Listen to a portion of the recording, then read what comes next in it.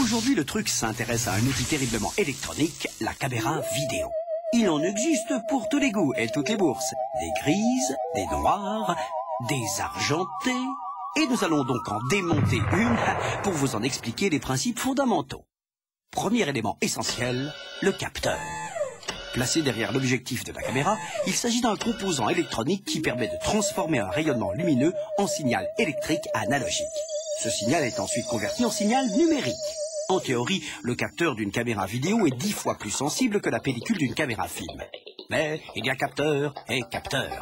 Plus il est petit, moins il sera sensible. Attention donc à la miniaturisation. Deux technologies de capteurs rivalisent aujourd'hui, les CMOS et les CCD. Et les meilleures images sont produites avec les tri-CMOS. De quoi s'agit-il? Rappelez-vous, l'image vidéo repose sur la synthèse additive du rouge, du vert et du bleu. Et les caméras tri-CMOS ou tri-CCD disposent de 3 capteurs. Un par couleur, ce qui leur assure une plus grande précision. Voilà. Voici maintenant le viseur qui nous permettra de contrôler la qualité de cette image. Mais attention, pour restituer correctement les couleurs, notre capteur a besoin d'une référence. C'est le rôle de la balance des blancs, White Balance en anglais, identifiée en général sur les caméras par les initiales WHT pour White et BAL pour Balance. Certaines caméras disposent de pré-réglages qui correspondent à différentes situations. Lumière du jour, lumière artificielle, etc. Mais pour assurer un réglage optimal, il faut disposer une surface blanche devant la caméra, puis presser sur le bouton Balance des blancs. Le capteur corrige alors électroniquement son analyse de façon à ce que notre blanc soit blanc. Ne pas oublier de refaire ce réglage à chaque changement d'éclairage. Parlons maintenant de la cadence des images que nous nous apprêtons à enregistrer. Rappelez-vous, au cinéma, la cadence a été fixée par l'usage à 24 images par seconde. Eh bien, notre caméra vidéo, elle, va enregistrer 25 ou 30 images par seconde. Pourquoi? C'est très simple. Les capteurs étaient historiquement alimentés par un courant électrique, dont la fréquence est en Europe de 50 Hz, soit pour aller vite, la possibilité pour le capteur de transmettre 50 images par seconde. C'était beaucoup trop, et on a donc divisé cette valeur par 2, soit 25 images par seconde, pour se rapprocher des usages cinématographiques.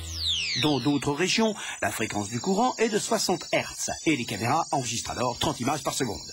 Évidemment, tout ça ne facilite pas les échanges entre régions du monde et entre le cinéma et la vidéo. Mais que ceux qui ont de l'argent se rassurent, les caméras vidéo les plus chères permettent tout, y compris de filmer comme au cinéma, à 24 images par seconde.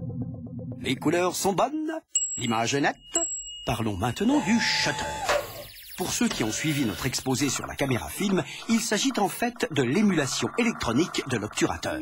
Le shutter dose la durée d'exposition du capteur à la lumière. Fixée par défaut à 1/50 de seconde, comme par hasard, sa valeur peut augmenter 1/25 de seconde, 1/12, etc.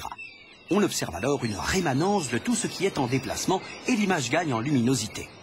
A l'inverse, si on réduit la durée du shutter, l'image devient plus précise sur les mouvements, mais elle perd en luminosité. Quant au format d'image enregistré par une caméra vidéo, ils sont très nombreux et il serait fastidieux de vous les énumérer. Faites cependant bien attention à ne pas confondre les nombreux formats d'image haute définition proposés. Le format HDV, par exemple, n'a en aucun cas les mêmes dimensions que le format Full HD. De la même façon, les supports d'enregistrement proposés se multiplient. Bande magnétique, DVD, disque dur, et nous vous recommandons la plus grande prudence. On récapitule. Le cœur de la caméra vidéo est son capteur. Il est toujours meilleur quand il est triple. La balance des blancs garantit la bonne restitution des couleurs et le shutter permet d'ajuster la durée d'exposition des images. À bientôt pour un nouveau truc.